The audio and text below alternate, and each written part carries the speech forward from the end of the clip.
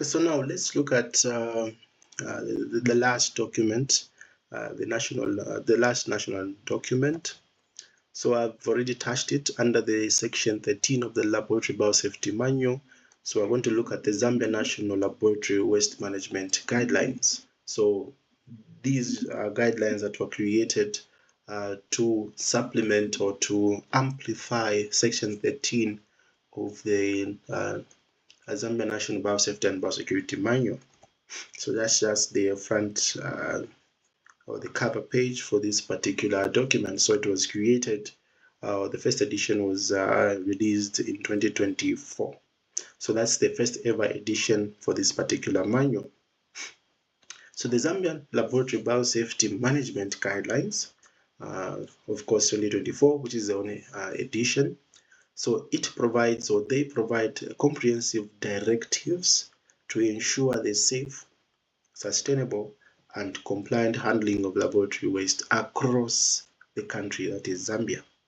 So these guidelines aim to protect laboratory personnel, one, the public, and the environment from potential hazards associated with improper waste management. So the first publication was in 2024. So there's only one version or edition at the moment. It hasn't been revised yet. So previous editions, none. So edition release, so first edition of course was in 2024. So what are some of the sections in this document?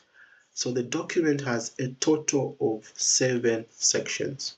So it has less sections as compared to the Zambia National Biosafety Biosecurity Manual, which has 15 sections.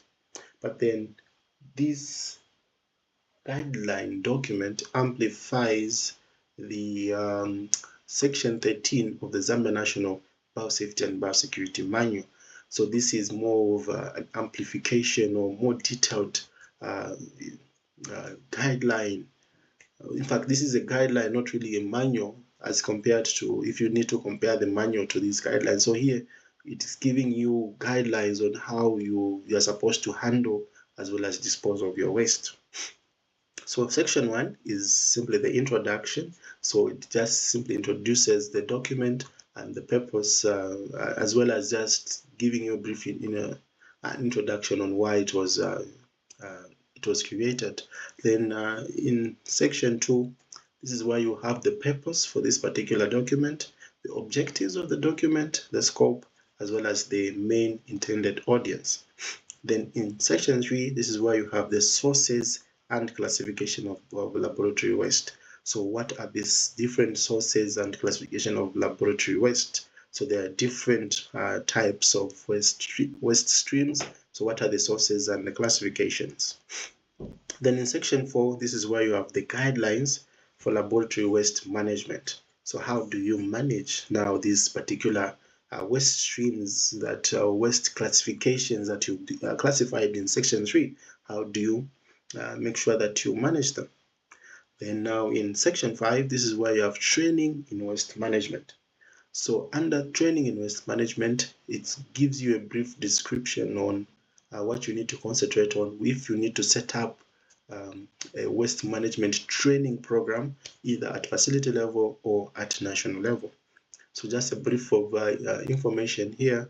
So there is a curriculum that is almost out, that is the waste management training curriculum. So that training curriculum will amplify the section 5 of this particular guidelines document or guidance document. So this document came from section 13 of the Laboratory Biosafety and Biosecurity Manual, but then the guidelines or the training package will amplify the section 5 of this particular guideline, but also to also touch certain aspects that will look at the classification as well as some guidelines. So basically the amplification or the training will come from mostly section 5. Then section 6, this is where you have your occupational health and safety. How do you make sure that people that are actually handling this waste and disposing this waste are disposing and handling this waste in a safe and occupational friendly manner. So making sure that we're following all the regulations as well as the other types of acts that are supposed to be followed for us to actually dispose of the waste. Then section 7 looks at monitoring and evaluation metrics. So how do you make sure that you are monitoring and evaluating your overall biosafety, biosecurity waste management program? So those are the 7 sections that you'll find in this particular guideline or guidance document, in short, a guideline for waste management.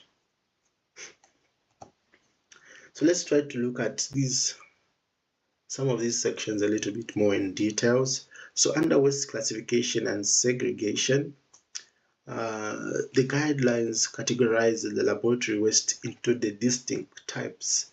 So under the classification, the guideline will classify the waste into the infectious waste, sharps, chemical waste, radioactive waste, as well as your general or non-hazardous waste. So these are the different classes that this guideline will mostly give you information on. Then waste handling and storage. So here to give you proper procedures on how to collect, how to internally transport the waste and store this waste. So how do you collect, internally store, and transport the waste from the laboratory, maybe to your incinerator or any other waste disposal site. Then also to give you information on use of appropriate PPE by staff. Then also to give you regular collection schedules to prevent accumulation, so to give you some information on how to put up or how to set up regular collection schedules. And then designated storage areas that are secure and compliant with safety standards. So it will also give you information on how to make sure that wherever you are storing this particular waste, there is some security, and then there's compliance with safety standards. Treatment and disposal methods. So the guidelines recommend suitable treatment and disposal methods based on the waste type. So different waste types will have different treatment and disposal methods. But then the various treatment and disposal methods have been indicated in this particular guideline. For example, you have your autoclaving for sterilization of infectious waste. So this is a treatment method. Incineration for certain hazardous waste. So autoclaving can also be a pre-treatment type of step. Then incineration is like a final treatment before you actually finally dispose of whatever will come out from your incinerator. Mostly it will be like your ashes if your incinerator is reaching the levels of combustion where they're supposed to reach. Then chemical neutralization for specific chemical waste, if need be. Then secure landfilling for treated waste residues. So in this case, if you get your ashes, you need to now landfill, but of course you need to treat. So the treatment is the incineration itself. So secure landfilling is may be one of the final disposal methods that you may find indicated in the guideline. So under training and capacity building, so emphasis is placed on the regular training programs for laboratory personnel. So it will cover, the guideline will cover certain aspects such as waste segregation and handling procedures, emergency response for spills or exposures, updates on regulatory requirements, and best practices for waste either handling or disposal. Then monitoring and compliance. So the guidelines also establish mechanisms for monitoring waste management practices. So regular audits and inspections by relevant authorities are supposed to be done. So either your local authorities, either at institutional level, which we are, so mostly at institutional level, we're talking about our environmental health inspectors, then maybe at provincial level or any other level, we're talking about your Zambia authorities or any council type of authorities that may want to come in and do your inspections for either your incinerators or the places where you are storing your waste prior to your incineration or your final disposal. Documentation and record keeping of waste generation and disposal is one of the major monitoring of waste practices.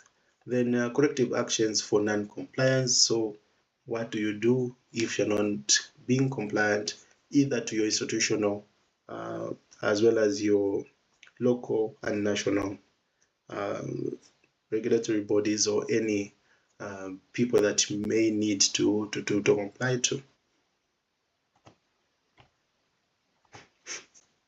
So how do we implement this particular document? So like the manuals as well as the other international standards, you need to evaluate current waste management practices against information in the guideline. So look at what the guideline is telling you to do, and then look at what you're doing, and then compare. Are you actually meeting what the guideline is telling you? If you're not meeting, then you need to put up the measures so that you meet what the guideline is telling you. That way you are more like customizing, or now you are implementing this particular document either at facility level or any level that you may be using it.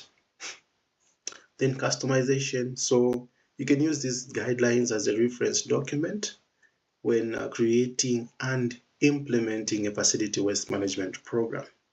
So you can get the guidance document itself, and then you can use it as reference material, or you can get the reference materials that were used to create this document and make your own facility waste management program.